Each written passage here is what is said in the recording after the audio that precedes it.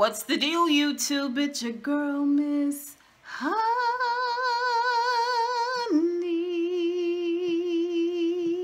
Welcome back to the channel, you guys. Welcome back. Happy Sunday. I hope you guys are having a wonderful, wonderful weekend. It is Sunday, which means Married to Medicine. And what we're here for today, which is Real Housewives of Atlanta. This was a good episode. This was a good episode, and I'm gonna say off the rip, my MVP for this episode was Porsha. But we're gonna get into it. Season 11, episode 10, The Wrong Road, is this week's episode. Like I said, they had two shows on tonight that I review, which is Real Housewives of Atlanta and Married to Medicine, which is coming up right after this review. But if you're new to my channel and you have not yet subscribed, I invite you to go ahead and subscribe to the channel, and don't forget to hit the notification bell right next to it. I am doing Jumpstart January, which means I'm putting out a video every day this month. And I would love to have you as a member of my tribe, as well as hit that thumbs up bell. It's like saying, hey, Miss Honey. And don't forget to comment down below on this episode. Okay, so the episode begins at the end of the episode. So it opens up where Porsha and Kandi are bickering back and forth in sort of this venomous exchange about something that has happened. What? We don't know yet. Then we fast forward to a week earlier, or rewind to a week earlier, and we see where Porsha and Kandi are talking about the same incident or the same party, but the same incident, but they both have two different stories. First of all, Kandi is getting the story how she normally gets it. She normally gathers with her group and she gets their version of what's going on, and she acts as though she is none the wiser to any of it. Like it's all new. Like this is her first time hearing this too, and she's trying to figure it out too, which I don't believe. Kandi is too nosy. It's no way. And she don't drink either. It's no way she didn't find out the ins and outs of what was going on that night. I'm sorry. I just don't believe it. Anyway, it was Todd's birthday, and Kandi had threw him sort of a Michael Jordan NBA style party, and it was a big to-do. It was set up in a gym, and everybody was invited, including Porsha. Meanwhile, Porsha is over with her sister Lauren and Dennis at the hot dog factory, and they are giving their version of what's going on. And Porsha is telling it from the perspective of, she keeps seeing Jamie, which is the girl she jumped on like a couple, not jumped on, but had like this thing with, you know, this kind of kerfluffle like 2 seasons ago, circling with this girl. And then the girl goes up to Dennis, Jamie and the girl go up to Dennis, and the girl kissed Dennis on the cheek. Dennis said he did the Matrix on her and was like, hey, hey, hey, what you doing? And from Kandi's perspective, Jamie's telling it like he hugged and kissed her and was like, what are you doing? Like, what you doing here? Like, what's going on with you being, you know, I don't know. Jamie also said that Dennis texted the girl the next day or that night and was like, you know, you caused trouble, and you really got us in trouble, and that type of thing. Anyway, long story short, Porsha was like, what y'all talking about? She walked up on him. She was like, what's going on? What y'all talking about? What y'all got going on? And she ended up getting kicked out of the party. Okay, so pause. There is a little video going on around Instagram where this white woman walks up to this black man, like in a Walmart or something like that, and she is repeating these lines to a song. You know, I guess it's a thing now that people do. They walk up and they recite lyrics of a song, which I guess said in normal conversation or without context, a person, it throws a person off. And the fact that somebody just walking up out of the blue and talking to you is supposed to be funny. Anyway, she says the first line to the man, and he was like, "Thank you very much." And she said the second line, and he was like, "I don't understand. I'm just going to keep walking." And she says the third line, and his woman walks up and says, "Can I help you? Is there a problem?" I mean, and backs the lady on off like, get what? Get. You know what I'm saying? Get. And the lady was like, "I don't want no problem." She was like, "Is there a problem?" Okay, so this is what essentially Kandi was saying that Porsha was doing. Like, excuse me, what's up? Can I help you? Get away from my man. Now, I'm not going to sit here and act like women don't act like that, especially here in Georgia. Me, myself, I don't really go to places where it's a lot of couples if I don't have a dude with me, because when I say places, I mean parties. I have a friend that has a beautiful function every year. She has several functions several times a year, but it's all couples. And I don't have someone. So it's difficult for me because I really don't want to sit around a bunch of married men. And women don't want single women around married men, which we're going to talk about when we get to Married to Medicine. But yeah, women do act like that. Women act like, "Can I help you? Were you talking to him? Did you pass him a straw? Did you like his picture? Like, why? What's your intention? I know you ain't trying to steal my man." Yeah, they protect men like they protect diamonds. Anyway, this is what she was saying Porsha was doing. Now, don't nobody know that Porsha is pregnant. But I kept thinking to myself, I can't imagine, as hard as Porsha worked to get pregnant, that she is around there trying to throw hands, you know what I'm saying? Or even get into like an argument type thing. I don't know. Anyway, the stories were drastically different. Let me just say that. So, Porsha thinks it was kind of like a setup. And I don't put that past nobody. I don't put it past the factory. And I don't put it past Kandi. And Kandi thinks that Porsha was just at her party once again wilding out, which I don't understand why she would think that, considering Porsha has had 2 seasons where she been copacetic. Not that she hasn't been in the middle of stuff, but she hasn't been physical. She hasn't been physical. She worked on that, and that's something that she has worked really, really hard to overcome. Even with last year when she left a whole state, I mean a whole country, because she didn't want to get into it with somebody. So yeah, I didn't understand that from Kandi. Like, whatever. Kandi not gonna cut Porsha no slack. And that's just what it is. Cynthia is excited, and she talking to Mal because Mike Hill is coming, and he said he got a question to ask her. She don't know what it is. Mal thinking that he might want to break up with her, and it throws Cynthia off a little bit. But when he walks up to the front porch, baby, she is like, "Oh, yes, honey, yes, the ding-a-ling has arrived," and she is mwah, mwah, mwah, mwah, mwah. And they sexy talk. You know, it's new, it's fresh. They liking each other, they vibing. You know, he gets her where she going, she gets him where he going. You know what I'm saying? They know how to get each other where they need to get to, and they don't mind doing it. You know what I'm saying? Regularly. And so it's a lot of flirting, and you can tell she really, really likes him, and you know, he makes her feel kind of special. And the question that he wants to ask her, he is such a cornball. He is such a cornball. "Will you be my lady?" He was so disappointed. She didn't know what to think. She did not know what to think. But I'm like, were you ready for any other question? You certainly weren't ready for, "Will you marry me?" or "Will you move in with me?" Like, you wasn't ready for any of that, I don't think. So, will you move to another state? So, "Will you be my lady?" Okay. Then we get to see Peter visiting Nene and Greg, and of course Greg and Peter can't visit together without Nene. You know, she got a sideways, halfway crush on Peter.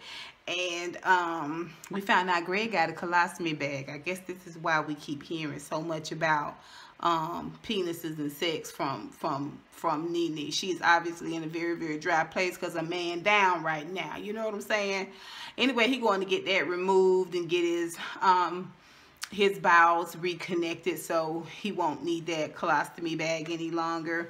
And of course, Nene wants to ask questions about Cynthia, and he was at the party. Did he see what happened with Porsha? And he was like, no, I didn't see that. And you know, Cynthia got a new man, and he was like, good for her, good for her. And what do you think about that? He was like, good for her, good for her. I was like, Nene, go on and let the men folk talk. Come on. Anyway, that was a good moment. It was so good to see Peter. I liked Peter. I don't know. I mean, I had my issues when Peter first came on there, but I like Peter. Peter seems to be very, very even keel, and the guys seem to genuinely like Peter. Okay, so anyway, let's see here. We see where Eva and Michael go over to Tanya and Paul's house, and they get to talking. It seems that Tanya's fiance and Michael went to the same school, so they know each other in that way. And they kid and laugh. Tanya brings up the fact that things kind of went left with the Nene situation and the swag comment, and Eva feels like there may be an elephant in the room with her and Nene as well, since she didn't invite Nene to her bachelorette party. And she still insists on it being a surprise, but okay. So she wants to do a trip, a last blowout somewhere out of the country, somewhere exotic and great, and Tanya thinks it's a great idea. So her husband goes and gets the globe, and they spin and they spin. That was a cute little moment where they kept picking like communist countries. It ain't easy finding a great place to go, is it, when you picking blind? Or it's just as many non-suitable places to go as it is suitable, I guess. Anyway, they decide on Tokyo, and so, oh, guess what? Tanya says, we have a hibachi room. I was like, hibachi room? Isn't that an open fire grill? Like, not open fire, but like, yeah, hibachi rooms are hot. I hate hibachi. I hate hibachi. The food don't never taste good. It's tasteless as hell, 1. And 2, you can't keep a good, nice hairstyle and a beautiful face of makeup with hibachis. I don't like hibachis. I love sushi. I don't like hibachis. Keep them open flames over there. Keep that hot grill and all that sizzling grease over there. Anyway, they got a hibachi room, child. I see why Nene might be a little bit jealous of Tanya and her man. I see why she might be just a wee bit jealous. So they're gonna invite all the ladies over for like this hibachi style cookout and sushi and all of that, and surprise them with this trip. Mary and Ron go to see their marriage counselors, and they talk about the fact that Shamari wants to go back out on the stage, maybe do a couple of stage shows here and there. She wants to not just work on her music, but she wants to actively be practicing and singing and doing live performances. It's difficult because Ron is always traveling and doing his thing, and they've committed to have someone with the children, one of them at home with the children at all times. And so she says she does love her children, but a good part of her day is spent thinking about, you know, her career and the fact that she kind of needs it in order to feel vibrant and sort of validated. I thought it was a good moment. I was glad to see that they go see a counselor. Later on, we hear Shamari admit that she got a DUI. She had a DUI. I was like, girl, what have you not done? Now, when she was at the counselors and she said she get bored, she's bored. This is what led into the conversation about her going back into her music. When she said she get bored, I was like, ooh, that's the last thing you want is a bored housewife, baby.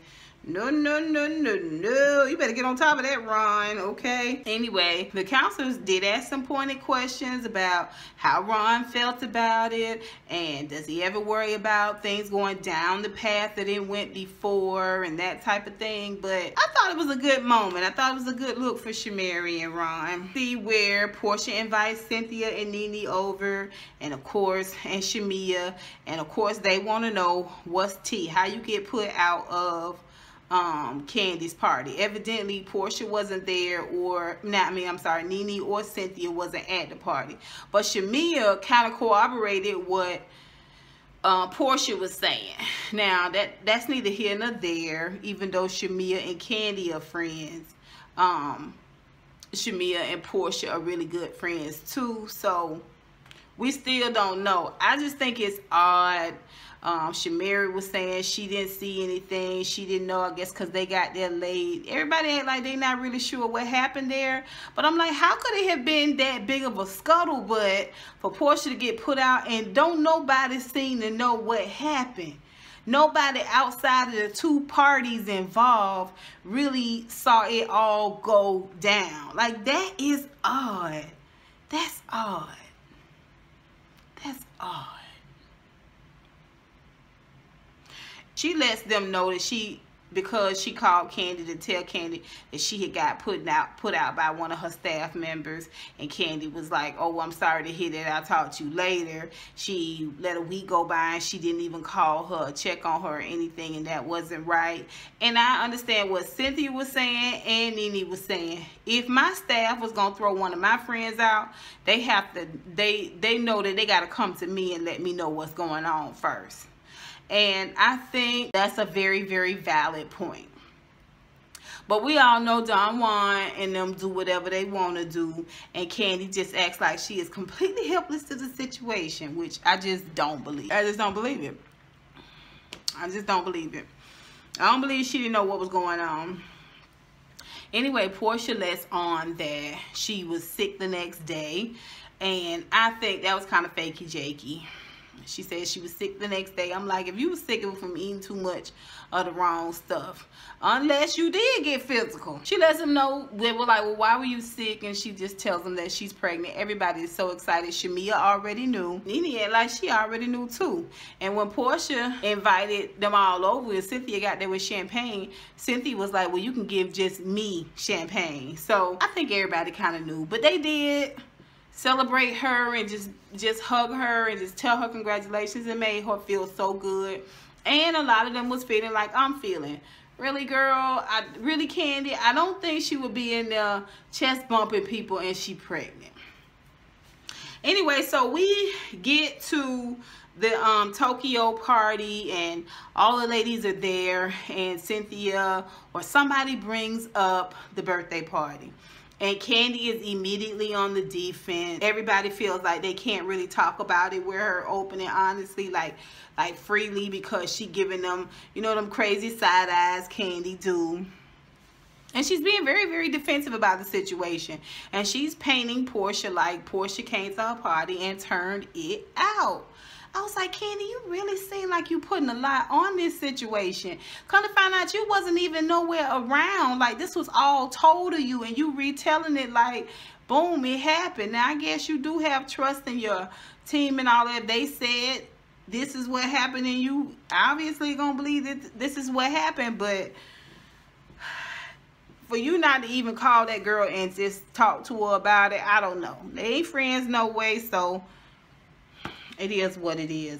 When Porsha get there, Tanya goes to the door. Tanya want to know if she want a shot before she go in there because she might need it. And when Porsha goes inside, Porsha, first of all, Porsha's pregnant. Pregnant women be on a whole different energy level.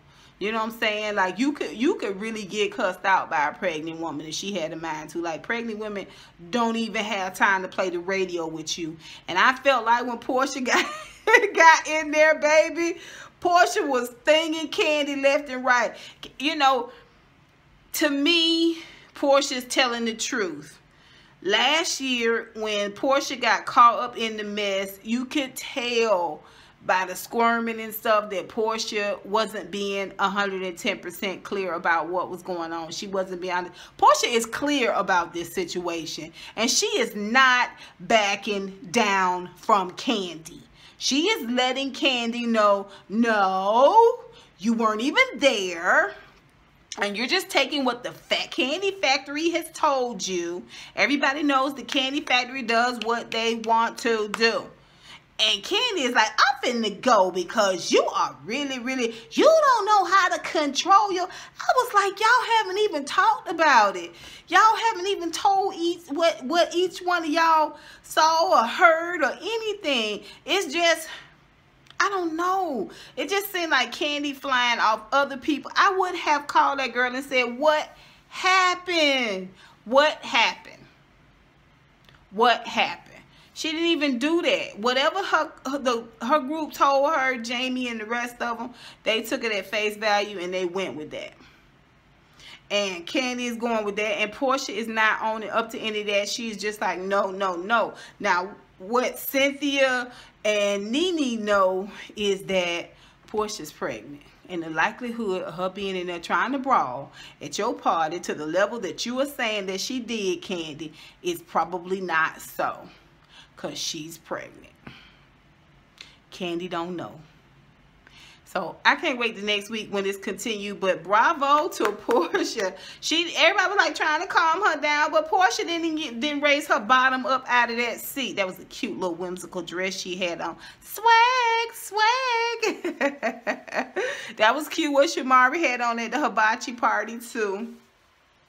But Porsha didn't get her bottom up out of that seat. She said what she said. And she did not let Kandi back her down at all. Y'all tell me what you think. Put it down below. And until next time, honeybees. I'll holla.